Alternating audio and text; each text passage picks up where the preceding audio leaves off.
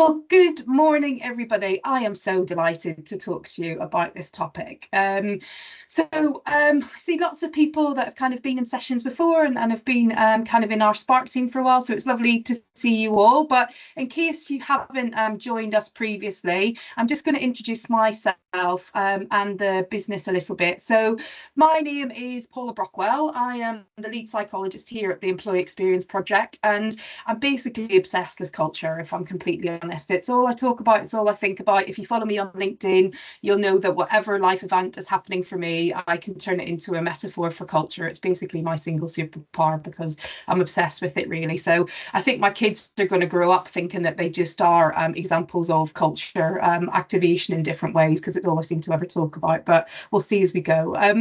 But what our business does is we are, we grandly title ourselves a culture change consultancy, but honestly, our focus is really on supporting organisations to build the capability, the insights and the habits in-house to allow them to be able to change, cultivate, evolve their culture as their conditions, their colleagues demand, really. So we just love getting in, understanding organisations and then working with HR teams in particular, but also with exec teams to make sure that everybody understands their role and can influence things. So that's basically what we do. And we find that actually a lot of the time, and particularly recently actually, but a lot of the work that we do is at the entry point where clients have been looking to activate their own culture for a while. And by the time we come in to work with them, everybody's shoulders are dropped a bit. Everybody's feeling a bit knackered, to be honest. And they've maybe got some stuff moving and got some stuff lifting, but it hasn't gone into full flight and got to a place where it's become embedded and business as usual, really. So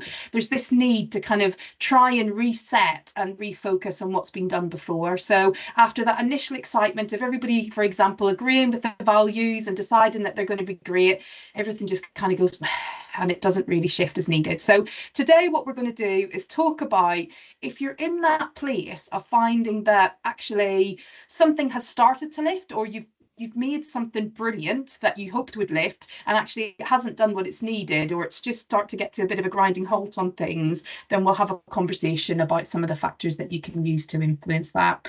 And as always, I will absolutely do my best to leave some time at the end. This is my favourite topic, so I'll try and not indulge myself in talking to you about it for the whole kind of 58 of the 60 minutes that we've got, and make some space to have a conversation as we go. If anything occurs to you as we're chatting, feel free to pop it into the chat or just stick your hand up, and I'm happy to answer any questions as we go as well. So just let me know. Don't feel you've got to save stuff to the end. Okay. So first thing I want to do is kind of talk about what drives culture change, because one of the things that I've noticed can create some of the biggest challenge for culture change is particularly where businesses may have been through some sort of transformation or integration or restructure, etc. It's really easy for people to get into a mode where culture change is something that gets seen as something that needs to happen through compliance and policing. So we got caught in this mode where we try to create lots of systems and processes and policies, etc. We try and push ideal behaviours through our performance management process, but actually whenever we're trying to shift the tone in which people act, we can't really, the how of what they're doing rather than the what of what we're doing. It's actually really difficult unless we've got a really strong, consistent police force that's working through all the stages of the organisation. It's really hard actually to drive culture change through any sort of compliance or policing. What you really need is an interest, an effort and a will from people. Really, culture is about that discretionary effort and catching people's attention to move things forward. And that's really important about our ethos as a business, is this idea of making the change feel sensible in the context of the business, making it feel interesting and applicable in the context of people's day-to-day experience and how they want work to feel is massively important. So you'll notice that as a thread that we talk about through the whole session today. But where I wanted to focus first of all was on just having a bit of a conversation around what are the main reasons that we see change derailing. So I'd be interested to hear from you before we tell you the ones that we see most typically. What are the things that you notice within your organisation that cause change to derail? So who wants to talk to me? Anybody got any thoughts about what they see in their context? I'll start. So Recently, we've had a lot of process change, and we've got a new project manager that's come in and has kind of picked everything apart and tried to pull it back together again, and everyone was left feeling a bit ugh from it. Yeah, yeah. And so what, tell me a bit, Gemma, about were you trying to kind of change and shift things beforehand, or is it really, it's interrupted the mode of something that was working successfully in the past? So we did a huge amount of work last year on culture, and Paula, you helped me massively with that as well. So it was all going in the right direction and all getting there, and now we seem to have gone 5 steps back. Okay, okay. So there's been an interruption on that. Makes sense. Lovely. Thank you. Okay. So Harry, you're kind of saying the say-do gap is an issue for you. Yeah, absolutely. I know that one very well. It's really easy, isn't it, for people to emphatically agree with each other at a conceptual level, but when the behavior needs to be displayed, it's a bit different. Yeah. I'd Thank you. say when there's change that it needs to happen, but it maybe conflicts with some senior managers and what their preferences are, like for ways of working, for example. It's happening in certain parts of the business, but some of the senior managers within those areas might not do it. That's a say do gap because it doesn't suit their needs or them. Yeah, absolutely. Yeah, and it's a challenge, isn't it, to fight against those prevalent preferences on things, particularly where people have a lot of power on influence on things. Absolutely. I think the thing I would say is that sometimes organisations fall in love with the latest trend and they gear up certain parts of the organisation to be able to cope with that, but the rest of the business isn't ready. Yeah. Yeah, yeah. I think there's often that kind of, you get that gap, don't you? Those kind of early adopters, those who are ready, can rush ahead, and the gap just feels really, really a bit too huge, really, to move through. Thanks, Kate. Absolutely. Yeah, absolutely. And then in the chat, we've got some lovely stuff around, trying to engage colleagues who perhaps haven't been involved in stuff in the first place, so they can't really connect to it or feel like they've had a chance to input on it, keeping the momentum going. Absolutely. I think, Donna, that's a real challenge, isn't it? Getting people excited at the start is great, but then the day job takes over and the pressure takes over and people are like, oh, what, sorry, you want me to do what on top of what? I'm not sure about that. And it's hard to keep them focused on things, or that they tick it and think they have done it. Absolutely. And then, yeah, Harry, absolutely. I think you're right around that bit between trying to get individuals to change versus trying to influence the system to make sure that you're creating the context for that behaviour to make sense and actually be encouraged. That's a huge challenge. Absolutely. So we've kind of, sounds like we're all very much in the same space and living in the same world, which is always good. Around things. I think what we notice often is that there are 4 key questions that we see people asking whenever they're stuck around these things. And while, group change and organizational change needs to be considered from that kind of mass behavior change perspective, I think sometimes it's quite nice, actually, when you're thinking about things to be stuck, just to boil it down to this individual experience and what are the questions that different people are asking themselves within an environment that might be stopping them from really coming with us.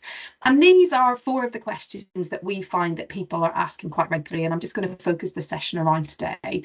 So one of the questions is, what's in it for me? So to Amy's point around, those people who perhaps were asking them to work in a way that's different from their natural preferences or their established ways of working, the things that have got them promoted to where they are today, how do we actually catch each individual's attention around how they can get some benefit from this moving forward and link it to what's required?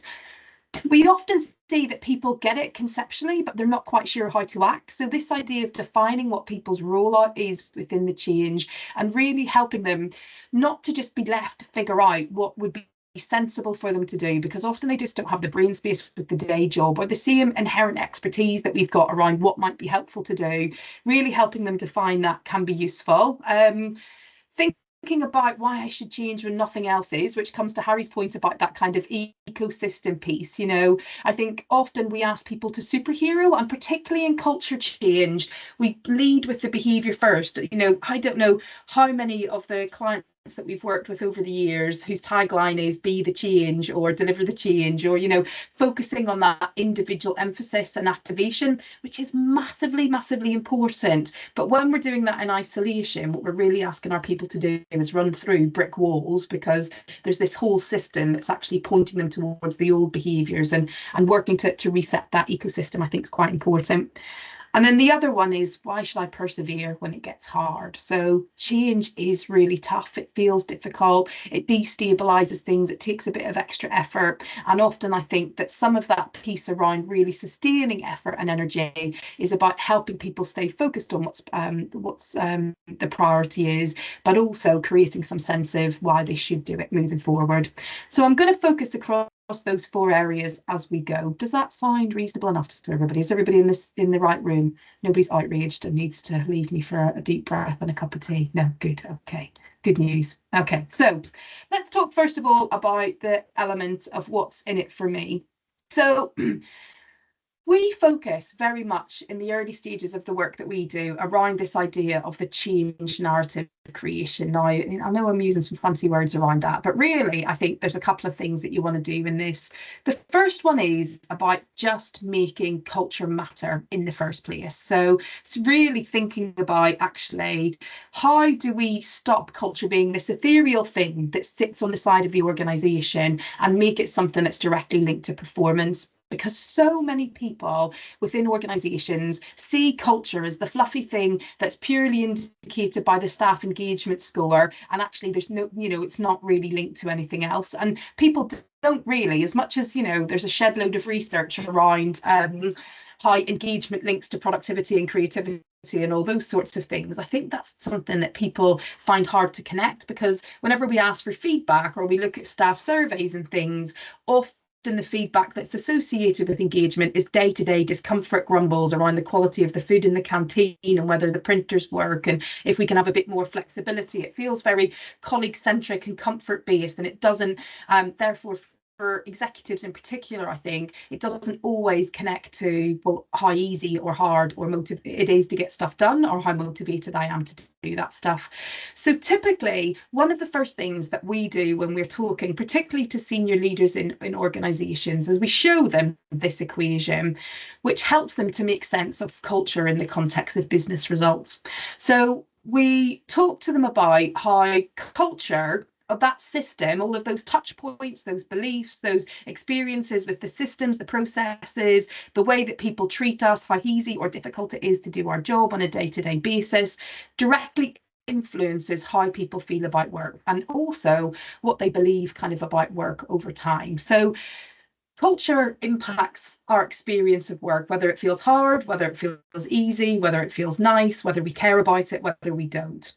And that everyday experience directly influences our colleagues' attitudes and their behaviour. So that gives us beliefs about whether it's worth persevering on something, whether I'll get rewarded for having that difficult conversation with my colleague to hold them to account, or actually I'll get penalised and put into the kind of aggressive or outspoken or whatever difficult club on things.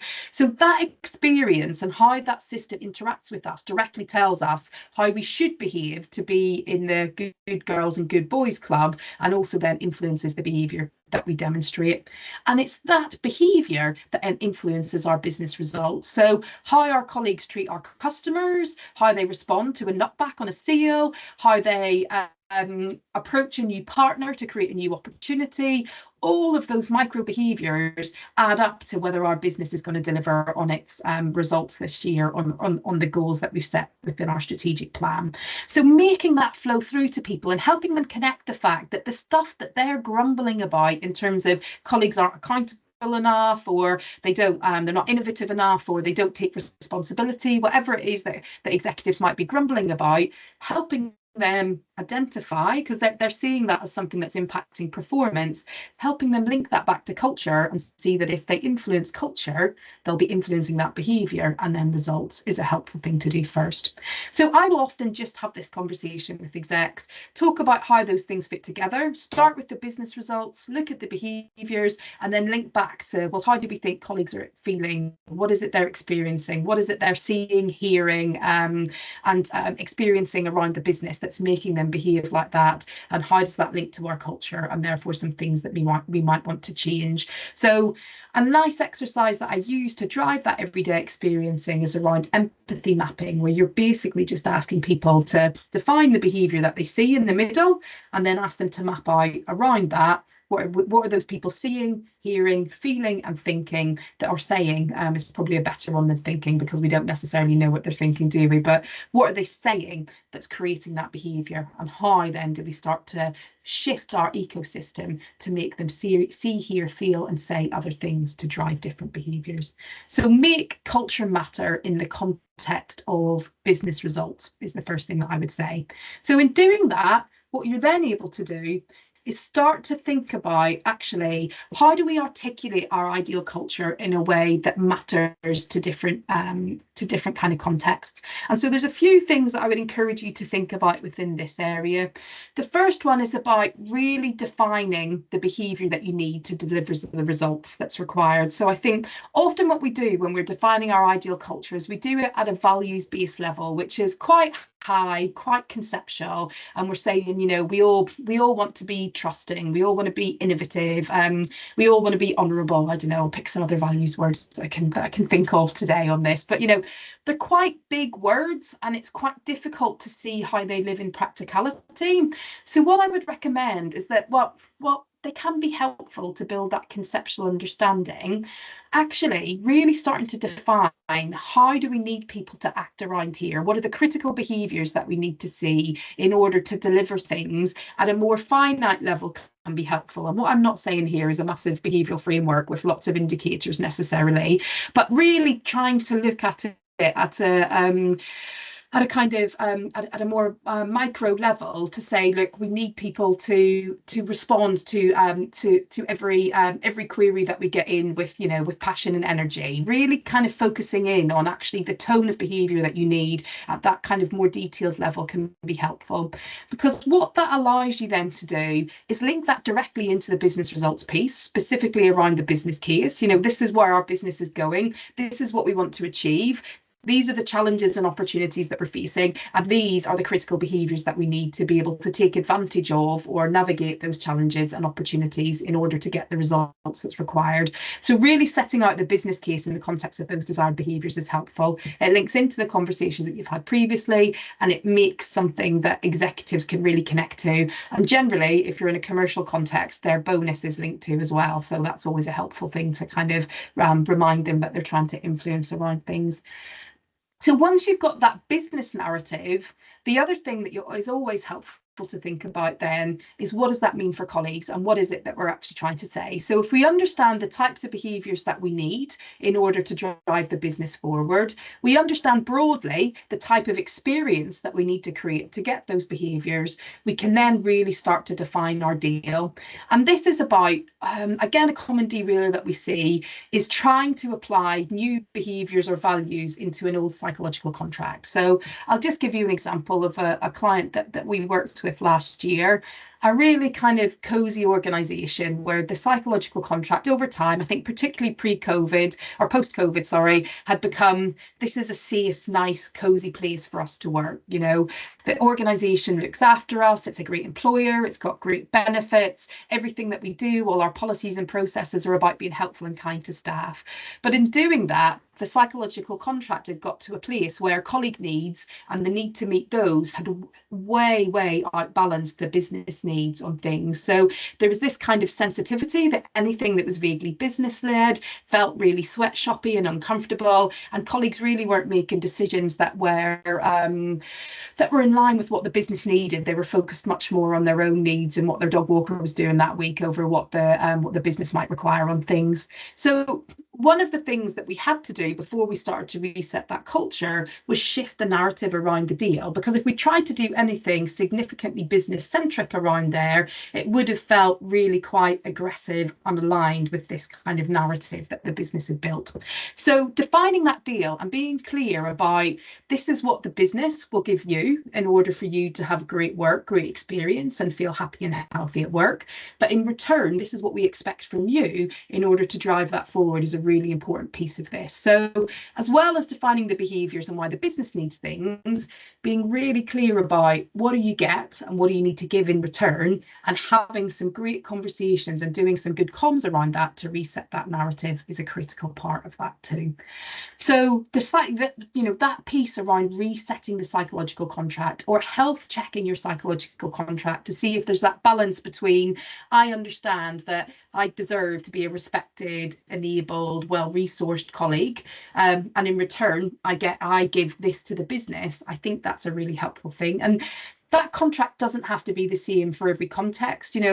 I often use the example of I worked in a kind of psychology team in a big recruiter in the early stages of my career, and the psychological contract of that was not that you were well supported and well resourced or the like, but it was really clear and it was functional, because we knew absolutely up front that the expectation was you work hard, you please clients, you win new business, and you make sure that you make lots of money for this business, and you'll work really hard to do that. But if you do that, you get well rewarded, you get really great stretching experiences, and you'll be able to afford the deposit for your first house, even if you're never in it, but you'll also be able to take those experiences into the rest of your career, because we'll help, we'll get you 5 or 10 years experience wise ahead in your career than you would be if you went into another context. So that deal was absolutely clear, and so that business was full of lots of kind of fresh, energized graduates. Were we fresh? I don't really know. We were probably all hungover, but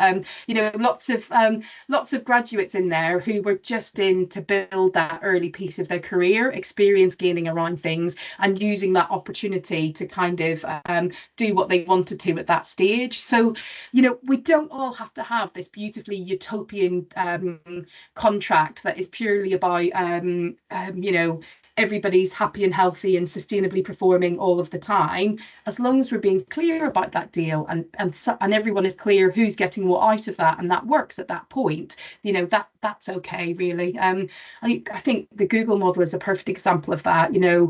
They were held up as an exceptional employer for years, but actually what they really do is make it really easy for people to work really hard for a short period of time, get well rewarded, and get ex-Googler on their CV, which means they can go and work wherever they want to afterwards. So the business gets all their energy, effort, and innovation for that short period, but they get a load of stuff as well. So thinking about the deal for you, what does that look like, and being really honest with people, I think is a critical part of that.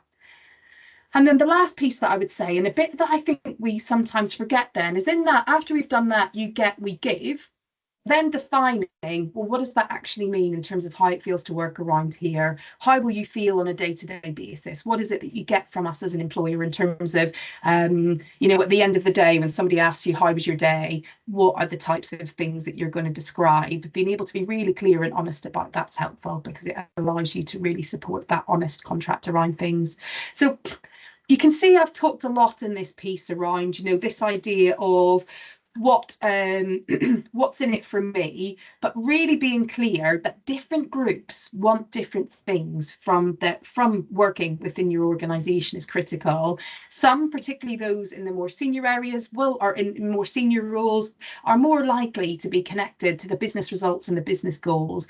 A lot of what we do in Change is we take that business narrative and we say, look, this makes sense in the context of what the business needs moving forward. But actually, for a lot of people, work is part of the rest of life, or it's part of a role as a step in their career moving forward. So making sure that we're not only articulating that business goal and priority really clearly against your current strategic plan or goals, so that it feels really relevant and current, but also thinking about what does this mean in terms of the type of work, the type of role, the type of experience we're providing for people, and being really clear about that deal is massively important, because what it does is it creates jump off points for those who are going to say, yes, I'm totally in, I get this, and I'm on for it, and I'll come with you. But it'll also create those jump off points for those who perhaps aren't in with that deal and they're not really sure about it. And in other worlds where you're not articulating that deal clearly, they just hunker down and try and keep the old world in place, or they get really irritated and angsty and noisy about it not being fair or right, because they don't understand the new changes, because they haven't got the context of that information about the new deal to take it forward. Any thoughts or comments on that, or does that make sense? You can probably tell that I'm into this section, aren't I? It's one of my favourites. Yeah, makes sense? Okay, double checking, nobody else wants to talk to me at this point. Grand. Okay, so let's talk about this idea then of our role. So one of the things that we notice a lot is that we move into culture change. Again, one of the big derailers we see is moving into culture change without necessarily really consciously considering who's playing what role within that. And we end up in the almost universal default of culture change being HR's responsibility, and it's something that other execs or leaders within the business just expect you to get on with and tell them whenever it's done. Really, it's kind of magical, isn't it? It's a bit like the Christmas party. It just kind of appears magically every year for everybody. So we're just going to talk a little bit about this idea of role definition and contracting, and how you can use this to make sure that you are building clear in your reset, you are building some clear definition for what your role is, and you're not unconsciously doing something that will undermine that ability to build partnerships with other leaders within your business. So the first thing I'd ask you to think about is the role that you notice you're playing within the organisation. Oh, my E's gone on an adventure. That should be guide, not gid, but just follow it down. So typically what we find where culture change has derailed or kind of just petered out, generally we'll notice that the HR team, or those who are the key activator, it's not always the HR team, but generally it is. So the person who's responsible for culture change is sitting in one of two roles. Either they're caught in the superhero role, which sounds really fancy, doesn't it? But when you look at like Batman and Superman, they weren't happy in life, were they? Pretty isolated and trying to solve a world full of problems just with their capes and their weird little caves on things. So it's not, I don't think it's as glamorous a role as we like to think it is.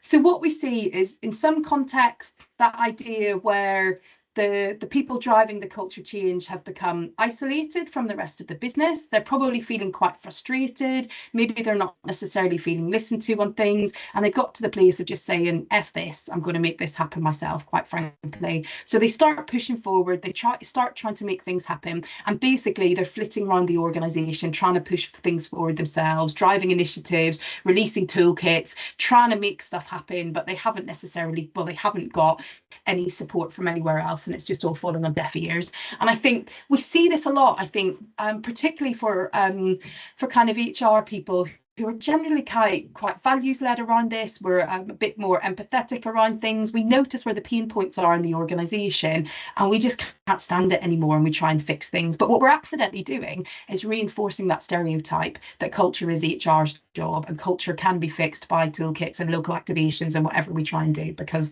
we're doing what people would expect us to within that context.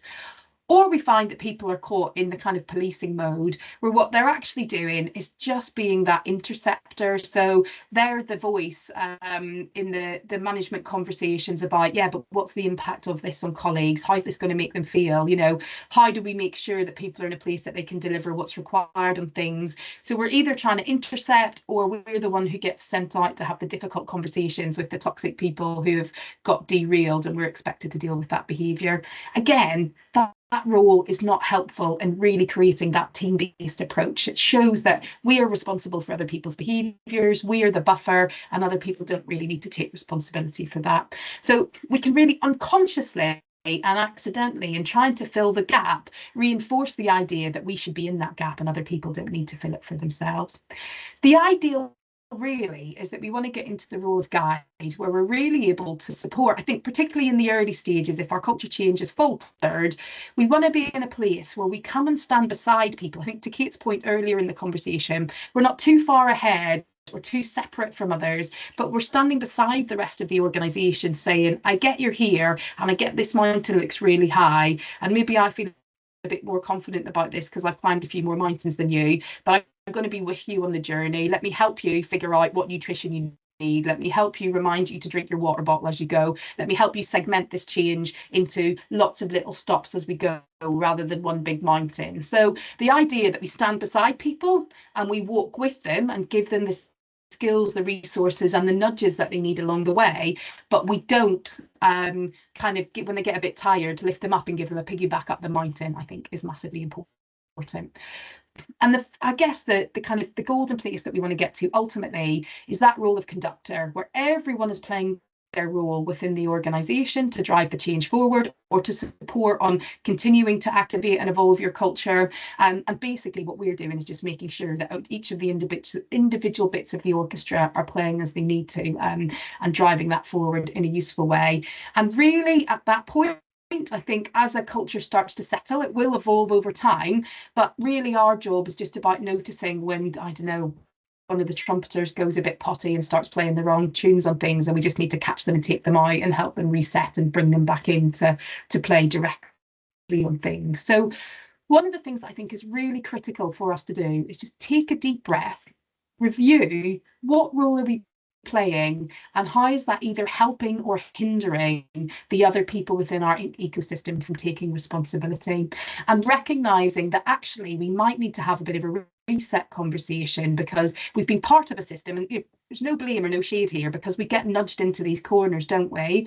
But recognizing that we might have been unconsciously part of an ecosystem that is allowing us to give people permission to not really play a role within this, and really kind of enable them to say, yeah, that is your job to fix, that's nothing for me to worry about. And this might help you in that recontracting. Please feel free to steal it, please feel free to use it for a conversation.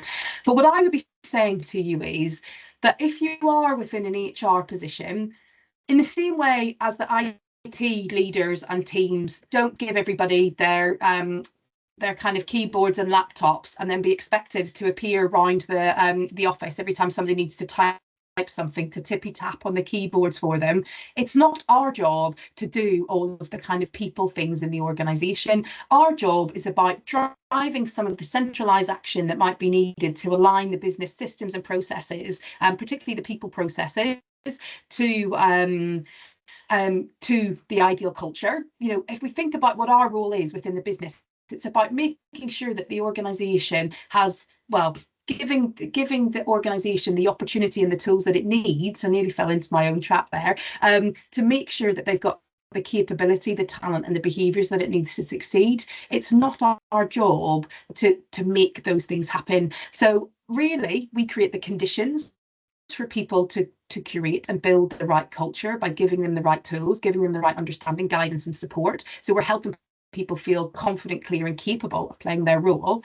But actually, truly, our critical partner within this is our leadership team, because they are the only people who can make culture feel real, matter and safe in the context of a day-to-day job. They, you know, your manager, your direct leader is the person who really influences the behaviour that you display. They're the ones who correct you moment by moment, or reward you, support you moment by moment. They're the people who do your performance reviews and have the conversations. They're the people who do or don't make faces in team meetings, depending on what you're up to. So you need to make that connection with your leaders and allow them to see actually it's their job to drive that localization of any culture work that you do. And actually your job and your team's job is much more about that centralized piece and creating the conditions and the people, systems and processes to drive that forward. How does a world like that feel to people? Does it feel like that? Does it feel relaxing and nice to think about that, or nauseating given how far away you are from it? I'm interested in what that creates for people. What reaction does that slide give you? You can tell me if you think I'm being too idealistic. I'll take it. Hope, I would say. Hope makes me hopeful. Oh, good news. Good. That's what I prefer, Donna. Yeah. Rather than looking into the abyss on it. Yeah. Do you think that this is possible within your context? You're thinking about kind of the norms and expectations that you've got in your organisations. What do you think?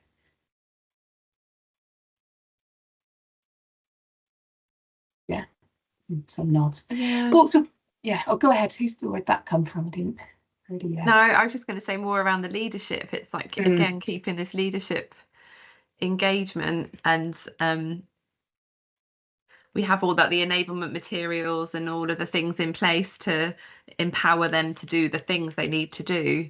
But the challenge there still being they're quite time poor. So how do you keep them? Well, how do you get there? Like how do you get them to want to do these things?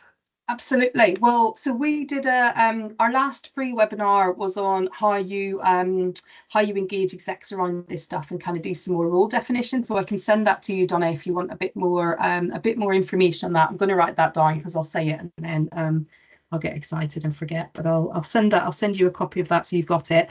But I think you're right. You know, that's the challenge.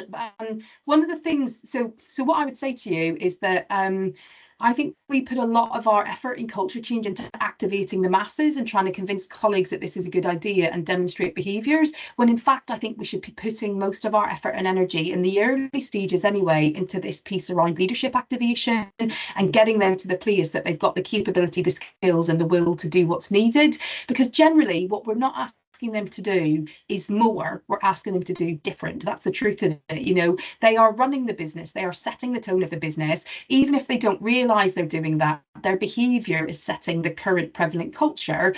And actually all we want them to do is behave, make decisions in a slightly different tone in order to set a different tone and drive a different culture. So really in this contracting piece and the initial activation of culture, if we can really get our execs and our next tier of leaders understanding this and starting to shift ever so slightly the tone of their leadership, so they're creating a slightly different experience to drive that different behaviour through, you just need enough for the behaviour to start to flip a little bit, and then you're getting into the what's in it for me piece around it to drive it through. But the final section that I'm going to talk about will be about this bit about how do we get people to persevere, and I think that might help you as well in terms of that.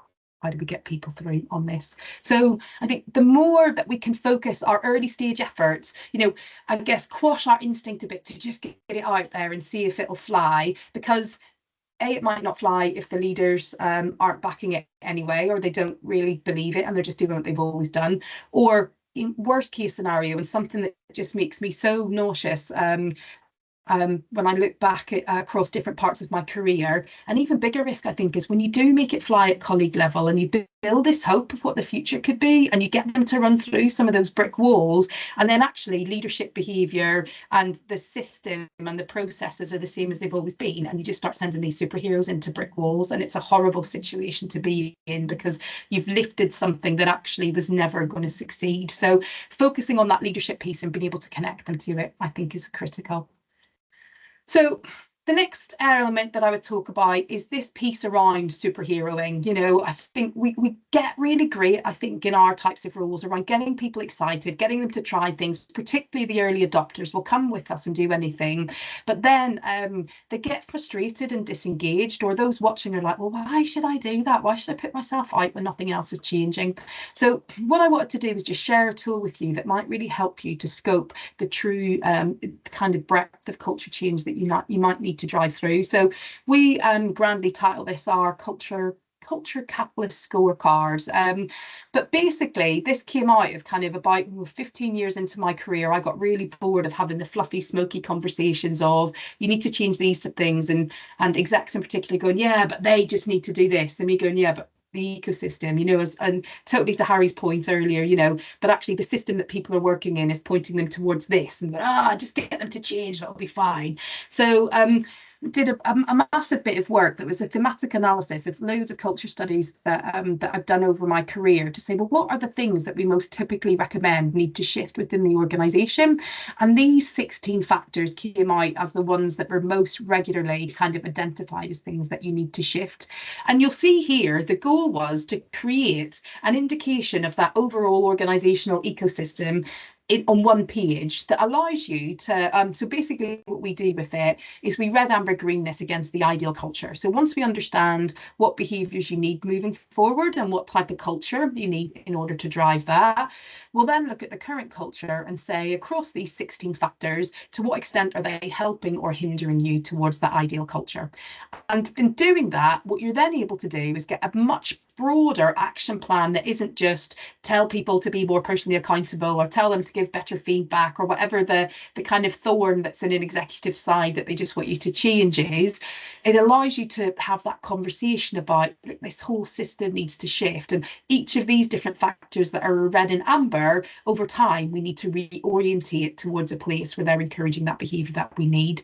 So thinking in a broader, more systemic way about what is actually influencing those behaviours, hosting that conversation with execs that isn't just, you need to be a bit more empowering, or you need to let go of responsibility, but allowing them to see that what that might mean is looking at our delegated authority lines, or looking at our governance and metrics processes, or it might be about resetting clarity of expectations with colleagues so they understand more clearly what's expected of them when it comes to who's responsible for what. That helps us to be much more practical and tangible in the recommendations that we're giving, and therefore giving much clearer and more helpful kind of change activities, activating more helpful and clear change activities that actually give those behaviours a better opportunity to develop in the conditions that they need to evolve. So this, for me, honestly, out of all of the things that we talk about today, I think this is one of the biggest game changers. We talk a lot about big dominoes. What is one of the one or two things that'll change a lot of the other stuff? And this helps with things like the kind of what's in it for me piece, because we're showing that other parts of the system are moving. This is really helpful from a contracting point of view, because we're showing leaders, you know, we haven't got a line that says, what's the 92 things that HR are going to do today to make this happen in here? There'll be stuff that we can take responsibility for within here, but it supports really significantly with the contracting as well. So really considering that piece, I think, could be helpful too. There is, in our resources section on our website, there's a download of this with the factors in here, in there, and a bit more information about how to use it. So feel free to grab that if you want. We open source everything, so you're more than welcome to nick that and use it as you wish if you want to on things. And then the last factor to talk about is this piece around, why should I really persevere when it gets hard? Is everybody feeling really positive yet, or have I taken you down there? It's a bit challenging rabbit hole. Everybody all right? We need to do a wellbeing check-in. Good, all good. We've given solutions as well as the challenges around things. Okay, so the next area is thinking. Good, thank you. Is thinking about this idea of, well, why do I persevere when it gets hard? And honestly, for me, we've just got to think about this idea of accountability. So when we work with organisations, we will typically have a conversation with the chief executive pretty early on to try and understand their true will and interest in driving culture change forward. Because after a lot of years of doing this, I'm not always feeling the most kind of proud, if I'm completely honest, of the work that that I've done in the early stages of my career, in particular, where I've been doing some of that bottom-up activation, and I know that there is no opportunity, you know, that the execs just aren't looking to change at all around things, that there's no wiggle room. We're asking people to change in a vacuum. I think I got to the point of really recognising that if you truly want change to stick, you need to create a context where that it makes sense and it feels it's being rewarded and it's being made safe and kind of important, I guess, on a day-to-day basis, which is really about driving accountability. So if you want people to persevere, you need to be able to, first of all, get them to understand what the new standard is. What is it that you're asking from them? What does good look like moving forward? You need to give them some sort of support. So capability building, resources, whatever that may be, do that enablement piece. Creating the conditions to allow them to succeed is massively important. But the third piece, and the bit I notice a lot of the time is missing, is this bit around accountability. So I think particularly whenever culture is sitting on the side, we are doing lots of initiatives that feel business critical because they are, but because the ops kind of structure, or what, you know, the main business structure isn't paying attention to that, it's just sitting on the side, there is no sense of day-to-day accountability or ownership of that running through. And therefore, people are always in a position where they're being asked to prioritise something different than this fluffy thing that's sitting on the side. So one of the reasons that we push so hard on the leadership accountability, that contracting and that engagement piece, is that ultimately, whether this sticks or not comes down to that accountability piece and that enablement piece through leadership. So considering what the mechanisms for accountability actually look like for you within your organisation will be critical. Considering what the shift and the flow through looks like for you is important. And typically that comes down to a few things. Being really clear with people around what their role is now in the new culture. How has their day job changed? What has shifted? How is that different? And we will often do like a recontracting kind of conversation, support organisations to use that idea of a recontracting cascade through the business, that's saying, okay, we're trying to move to a place where you're more empowered, or we're being more innovative, or whatever that may be. What does that mean for each manager and their direct report? Encouraging that conversation from the top down. It's saying, what does that mean in terms of what I'm expecting from you moving forward? What are you expecting from me, or what do you need from me to be able to behave in that way moving forward? And how do we support each other to make sure that we embed this over time with some checks and balances? So some really honest behavioural contracting conversations, which are as much about a colleague being able to say to their manager, look, your instinct is to dive in. Whenever you think something isn't in control, your instinct is to dive in and take it off me. If you really want me to take responsibility, I need you to step back and let me ask for help, or we need to do some stuff that makes you feel more confident, but you don't need to do that, as much as it is a manager saying, I need you not to expect me to rescue things, whatever it may be. So that two-way conversation is critical. Being clear about that is important. Making sure that you get your metrics right as well is critical. So we're not relying just on EMPS, because particularly I think as you're resetting a deal, you'll find that dips before it comes up because people might be unsure of what's going on or how it's working. But putting some measures in place that are around people's understanding of the change, their sense of enablement about the change, and also some measures about adoption of the new behaviour. So are people observing those new behaviours in others, so that you can then support and use data to drive accountability through senior teams around what parts of the business are activating and aren't, are really helpful. So recognising that you are responsible for creating the conditions for change, but putting some mechanisms for accountability and measurement through that allow you to hold your leadership team accountable for actually delivering that change is critical. So I am always looking to either get into specialist support if the chief executive really wants it. I'm looking to be their advisor, their partner on this, to be talking regularly with them about the metrics so they can hold their directors to account. If the chief exec or MD isn't in, I'm looking to talk to the board or the investors or whoever might, or the regulator, whoever sits above that drives that accountability for you is the place to go. If you haven't got somewhere like that, then just be careful about what you're trying to activate and what role you put yourself into, because without that ultimate will and accountability, it's very unlikely that you're going to be able to drive things forward in a meaningful way.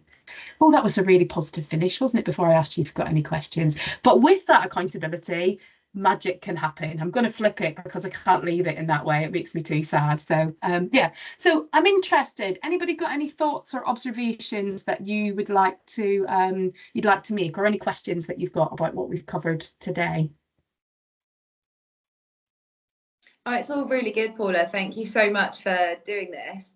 I think one thing that I don't know if anyone else struggles with it is that you might have a senior manager who is trying to be two people at the same time. One is sort of at one with the majority of the team that are working, doing the doing, but then also trying to lead from the top. And I think they're aware of the impact that they can have and the influence that they also take, but trying to balance the two of those two things, I think in their own head they've probably got a bit of a quandary with where they sit with that, and I wondered how you might approach it. Yeah, honestly, I would say some good conversations to workshop that out and think about. I would start with what behaviour do they need from the team in order to drive the business success forward, and then work back in terms of, well, what does that mean in terms of the role that they need to play to move that team forward. So I think always start with ultimately what behaviour do we need for the business, and then work back to how. I think thinking about manager and leadership roles as activating or enabling roles for that ultimate behaviour of the maximum boots on the ground is a really helpful way to move things forward. So I would start there. And the other thing I would do is, if they're quite stuck, is I would timeline it. So set the ideal role, but maybe that's for 6 or 12 months in the future, and help them figure out what the journey is towards that. So a good coaching conversation around ideal role definition and how they move towards that, and what they need to do with the team to move to that, is probably a helpful thing to do. Oh, really helpful. Thank you. No problem. Any other thoughts, questions, comments? Okay, well, if you want it, we've got loads just to kind of make you aware. If you want any more insights, for those of you who aren't already in the Spark community, we send out bi-weekly newsletters, which are basically just whatever my brain is obsessed with that week or two, that you kind of get a download on. You'll get one from Cara soon, and it'll be like a beautiful dream of organised, measured beautifulness, and it'll be really exciting. We'll see what happens. So wait for that. But we've also got a few exciting things happening. We are exhibiting at the CIPD conference in Manchester in November, and I'm a bit giddy about it, to be honest. So we're doing both a kind of free 5-day sprint that's like a reset, which deep dives into a few of these different areas, different resources and tools as we go. And also we're doing like a 50% off sale on our Culture Change Makers course, which is a 6-week course which goes into our full tools and methodology over the 6th to 11th of November. So if you aren't in Spark and you want to get access to that stuff, sign up on our website and you'll get the email that gives you what you need to sign up for those things. But just to make you aware of those, that those things are coming. We do lots of kind of free webinars and resources on these things, and yeah, I've gone a bit mental on the Culture Change Maker Accelerators course, so take advantage of it if you wish to. If you're thinking about doing it for a while and you weren't sure about it, now's the time, I'd suggest, because I've got a bit giddy, I think, about CIPD. But anyway, it's lovely to see you all today. Thank you as always for joining us. If it's helpful to continue the conversation separately, if it doesn't feel like a good time to kind of do it on the group format, I'll be here for another couple of minutes. I'll turn the recording off. I can have a individual or a smaller group conversation, or just follow up with me on email or on LinkedIn. I'll be happy to chat. Thanks, everybody.